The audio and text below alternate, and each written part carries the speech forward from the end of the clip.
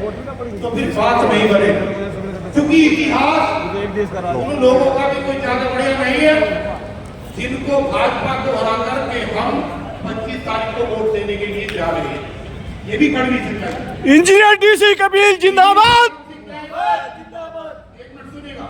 Harnam Singh ji RTI लगाई और उस आरटीआई के अंदर ये जवाब आया कि 10 साल के केजरीवाल साहब के शासनकाल के अंदर मात्र 431 लोगों को सरकारी नौकरी मिली।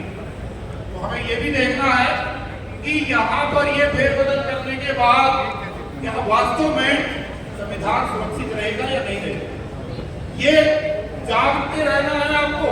और इस जागते रहने के साथ में लोकतंत्र की बहाली के लिए भी आपको अपने आप को जिंदा रखना बहुत जरूरी है।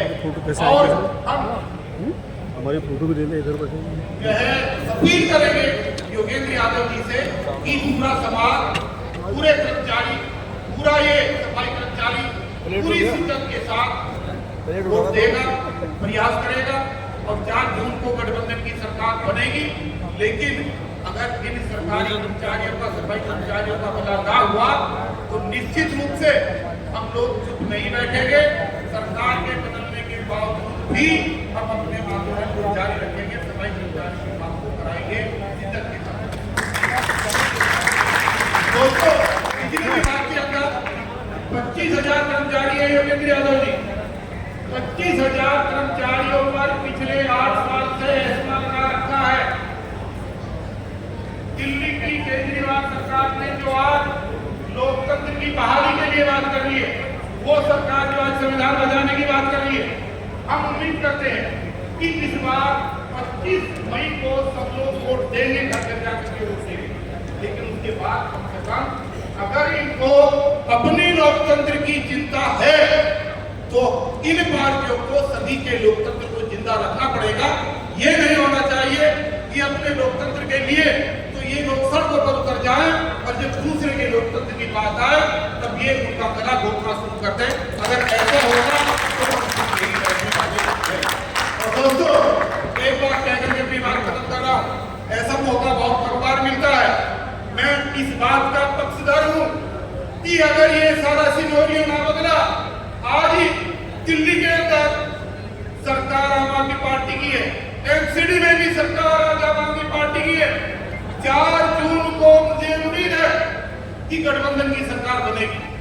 अगर तीनों पर सरकार बनने के बाद भी अगर कर्मचारियों का और सफाई कर्मचारियों का भला नहीं होता तो इस समाज को सोचना चाहिए कि 2025 के लिए इस दिल्ली के अंदर वाल्मीकि मुख्यमंत्री के लिए आवाज बुलंद होनी चाहिए। जब तक वाल्मीकि दिल्ली के अंदर नहीं बनेगा और बहुजन सरकार नहीं बनेगी, जब तक इन लोगों के पीछे घूमने से हम लोगों का कोई काम नहीं बनेगा।